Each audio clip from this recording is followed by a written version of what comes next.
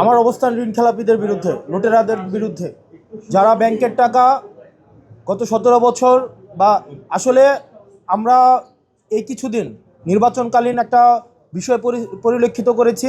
লুটেরাররা, আওয়ামী লীগের লুটেরার, বিএনপির লুটেরার, এই লুটেরারদের পরিচয় একটাই, তারা হচ্ছে ব্যাংক খেলাপি, ভোট ডাকাত, তারা হচ্ছে ব্যাংক ডাকাত, তারা জনগণের টাকা, আমার আপনার টাকা চুরি করে তারা হচ্ছে বিদেশে নিয়ে যায়, বিদেশে নিয়ে গিয়ে সন্তানদের বিলাসী জীবনযাপন করায় এবং দেখা যায় কি শুধুমাত্র নির্বাচনের সময়, নির্বাচনের উপলক্ষটাকে তারা একটা মানি মেকিং মেশিন হিসাবে নেয়। কোকো ও শিয়া বাটারের ইউনিক কম্বিনেশনে তৈরি Natura expert care body lotion স্কিনের ড্যামেজ হিল করে, ত্বক রাখে সফট ও ময়েশ্চারাইজ। লুকিয়ে আর কতদিন, বাই বাই ড্যামেজ স্কিন। যে তারা সংসদ সদস্য হয়ে তারা আবার, যেমন আমার প্রার্থীকে যদি দেখেন, উনি যখন নির্বাচনে জিতেছিলেন 2004-এর দিকে, উনি একটা কোম্পানি করেন ম্যান পাওয়ার।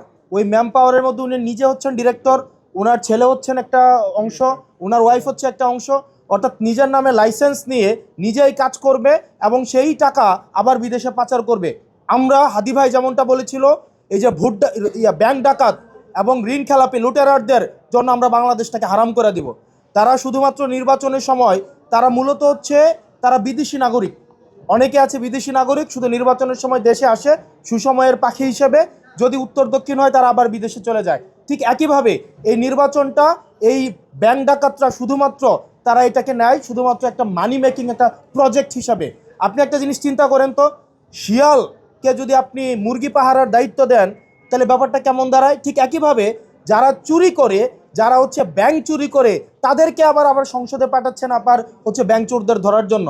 ব্যাংক চোরদেরকে সংসদে পাঠিয়ে কখনোই ব্যাংক চোর ধরা যাবে না। আপনি আমার প্রার্থীর যে বিষয়টি, উনি হচ্ছে ওনার যে লোন, এটা হচ্ছে রাইট অফ লোন, কোনো পার্শিয়াল পেমেন্টে কখনোই হচ্ছে সেটা পরিশোধ হয় না। উনি একটা ব্যাংকের সাথে এগ্রিমেন্টে গিয়েছেন এবং সেটা হচ্ছে একটা ফ্রুটফুল এগ্রিমেন্ট।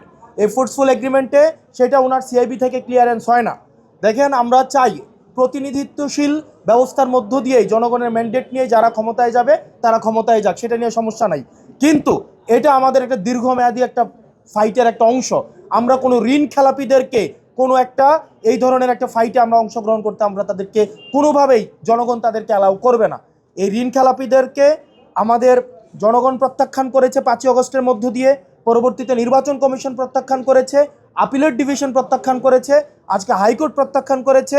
তারা যে কোনো প্রক্রিয়া, আমরা আবারও দেখেছি 2100 কোটি, 1700 কোটি, 254 কোটি নিয়ে অনেকেই হচ্ছে বিভিন্ন ব্যাকডোর মেকানিজমের মধ্য দিয়ে নির্বাচনে আসছে। ঠিক একইভাবে তাদেরকে 12ই ফেব্রুয়ারি আবার জনগণ চূড়ান্তভাবে তাদেরকে প্রত্যাখ্যান করবে ইনশাআল্লাহ। শুনেন, এখানে কেউ, আপনি কি চান বেআইনিভাবে কেউ নির্বাচন অংশগ্রহণ করুক? বেআইনিভাবে আইন বহির্ভূতভাবে কেউ নির্বাচনে অংশগ্রহণ করাকে আমরা যেভাবে এন্টারটেইন করি না, এবং আমার আসনে আরও অসংখ্য প্রার্থী রয়েছে, এখানে আপনি শুধুমাত্র একটা আইন বহির্ভূতভাবে একজনকে তাইলে আপনি নিয়ে আসেন, আপনি আরও ঋণ খেলাপিদেরকে নিয়ে আসেন, প্রবাসীদেরকে নিয়ে আসেন। আইন বহির্ভূতভাবে যদি বিএনপির ঋণ খেলাপিদেরকে আপনি নির্বাচনে আনতে চান, তাহলে আওয়ামী লীগ কি দোষ করছে?